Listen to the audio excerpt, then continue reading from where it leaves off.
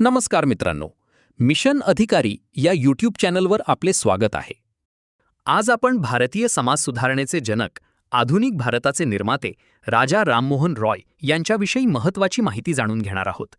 हे topic MPSC, तलाठी, police भरती आणि इतर स्पर्धा परीक्षांसाठी अत्यंत महत्त्वाचे आहे. सर्वात आधी पाहूया त्यांची प्राथमिक माहिती आणि टोपण नावे.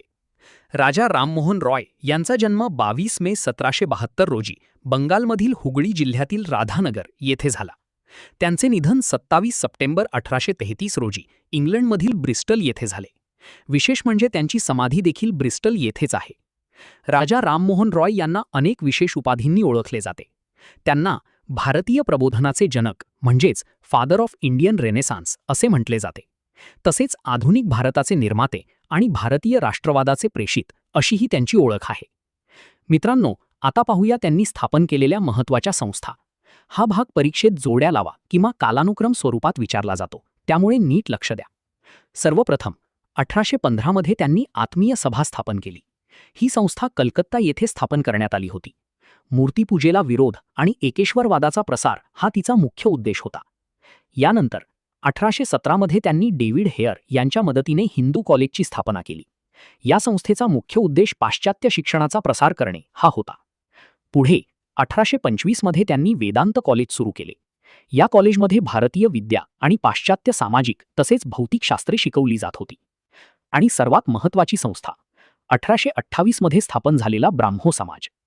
20 ऑगस्ट 1828 रोजी सुरुवातीला याची स्थापना ब्राह्मो सभा या नावाने झाली होती. नंतर यालाच ब्राह्मो समाज म्हणून ओळख मिळाली. सर्व धर्मांतील समान तत्वांवर भर देणे हा या संस्थेचा मुख्य विचार होता. मित्रांनो, राजा राममोहन रॉय यांनी भारतीय समाजात आधुनिक विचार, शिक्षण आणि समाज सुधारणेची नवी दिशा दिली. त्यामुळे त्यांना आधुनिक भारताचा शिल्पकार म्हटले जाते. मित्रांनो, राजा राममोहन रॉय यांना भारतातील राष्ट्रीय पत्रकारितेचे जनक म्हटले जाते, कारण त्यांनी समाज जागृतीसाठी वृत्तपत्रांचा प्रभावी वापर केला. त्यांचे साहित्य बहुभाषिक होते. ते पर्शियन, इंग्रजी आणि बंगाली भाषेत लेखन करत होते. आता त्यांच्या महत्त्वाच्या साहित्यकृती पाहूया. सर्वप्रथम तुहफत उल मुवाहिदीन हे पुस्तक त्यांनी 1803 मध्ये पर्शियन भाषेत लिहिले. याचा अर्थ होतो एकेश्वरवाद्यांना भेट. या पुस्तकात त्यांनी मूर्तिपूजेवर टीका केली होती. हे त्यांचे पहिले महत्त्वाचे पुस्तक मानले जाते. यानंतर येते प्रिसेप्ट्स ऑफ जीसस. हे पुस्तक 1820 मध्ये इंग्रजी भाषेत प्रकाशित झाले. यामध्ये त्यांनी ख्रिश्चन धर्मातील नैतिक तत्त्वज्ञान स्पष्ट केले. धर्मातील चांगले विचार समाजापर्यंत पोहोचवण्याचा त्यांचा प्रयत्न होता.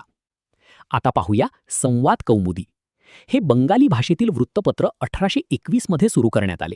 या वृत्तपत्राचा वापर त्यांनी सती प्रथेविरुद्ध जनमत तयार करण्यासाठी केला. समाज सुधारणेसाठी पत्रकारितेचा वापर कसा करावा याचे हे उत्तम उदाहरण आहे. आणि शेवटी मिरात उल अकबर हे 1822 मध्ये पर्शियन भाषेत सुरू झालेले वृत्तपत्र होते. विशेष म्हणजे हे भारतातील पहिले पर्शियन वृत्तपत्र मानले जाते. म्हणूनच मित्रांनो, राजा राममोहन रॉय हे केवळ समाज सुधारक नव्हते, तर आधुनिक भारतीय पत्रकारितेचे आधारस्तंभ देखील होते. सर्वप्रथम पाहूया सती प्रथा बंदी. त्या काळात पतीच्या मृत्यूनंतर स्त्रीला जबरदस्तीने चितेवर बसून जाळण्याची अमानवी प्रथा म्हणजेच सती प्रथा होती. राजा राममोहन रॉय यांनी या क्रूर प्रथेविरोधात मोठे आंदोलन उभारले. त्यांच्या सततच्या प्रयत्नांमुळे governor general Lord William Bentinck यांनी 4 डिसेंबर 1829 रोजी सतीप्रथा बंदीचा कायदा म्हणजेच रेग्युलेशन 17 संमत केला. हा भारतीय समाज सुधारणेतील एक ऐतिहासिक टप्पा मानला जातो. आता पाहूया स्त्रियांचे अधिकार. राजा राममोहन रॉय हे स्त्री पुरुष समानतेचे समर्थक होते. त्यांनी बहुपत्नीत्व, बालविवाह आणि पडदा पद्धतीला कडाडून विरोध केला. फक्त विरोधच नाही, तर स्त्रियांना वडिलांच्या संपत्तीत वारसा हक्क मिळावा अशी ठाम मागणीही त्यांनी केली. त्या काळात स्त्रियांच्या हक्कांसाठी आवाज उठवणे हे खूप मोठे धाडस होते. पुढचा मुद्दा आहे शिक्षण. राजा राममोहन रॉय हे पाश्चात्य आणि इंग्रजी शिक्षणाचे पुरस्कर्ते होते. त्यांच्या मते आधुनिक भारत घडवण्यासाठी वैज्ञानिक दृष्टिकोन आणि आधुनिक शिक्षण अत्यंत आवश्यक आहे. म्हणूनच त्यांनी समाजात नवीन विचार आणि विज्ञानाधारित शिक्षणाचा प्रसार केला. आता एक महत्त्वाचा MPSC फॅक्ट पाहूया. आंतरराष्ट्रीय दृष्टिकोन. 1823 मध्ये स्पेनमधील हुकुमशाही नष्ट झाली तेव्हा राजा राममोहन रॉय यांनी कलकत्त्यात आनंदोत्सव साजरा केला होता. यावरून दिसून येते की त्यांचा दृष्टिकोन फक्त भारतापुरता मर्यादित नव्हता, तर ती जागतिक घडामोडींवरही लक्ष ठेवत होते. हा मुद्दा परीक्षेत थेट विचारला जाऊ शकतो. आता काही अत्यंत महत्त्वाचे MPSC फॅक्ट्स पाहूया. पहिला मुद्दा, राजा ही पदवी. मुघल सम्राट अकबर दुसरा यांनी त्यांना 1831 मध्ये इंग्लंडला पाठवले होते. ब्रिटिश दरबारात आपली पेन्शन वाढवण्याची बाजू मांडण्यासाठी त्यांची निवड करण्यात आली होती. याच वेळी त्यांना राजा ही पदवी देण्यात आली. दुसरा मुद्दा, भाषाप्रभू. राजा राममोहन रॉय यांना संस्कृत, पर्शियन, अरबी, इंग्रजी, फ्रेंच, लॅटिन, ग्रीक आणि हिब्रू अशा अनेक भाषा अवगत होत्या. म्हणूनच त्यांना बहुभाषिक विद्वान म्हणूनही ओळखले जाते. आणि शेवटचा महत्त्वाचा मुद्दा, प्रेस सेन्सॉरशिपला विरोध. 1823 मध्ये जॉन ॲडम्सने लागू केलेल्या प्रेस ऑर्डिनन्स म्हणजेच वृत्तपत्र निर्बंधांविरोधात राजा राममोहन रॉय यांनी सर्वोच्च न्यायालयात दाद मागितली होती. यावरून त्यांच्या विचार स्वातंत्र्याच्या भूमिकेची जाणीव होते.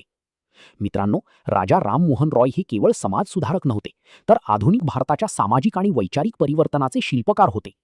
MPSCसाठी लक्षात ठेवा: सतीप्रथा बंदी 1829, रेग्युलेशन 17, लॉर्ड विल्यम बेंटिक, राजा पदवी अकबर दुसरा, प्रेस ऑर्डिनन्स 1823. धन्यवाद. जर तुम्हाला अशाच परीक्षाभिमुख नोट्स आणि फ्री टेस्ट पाहिजेत तर मिशन अधिकारी 360 ॲप डाउनलोड करा.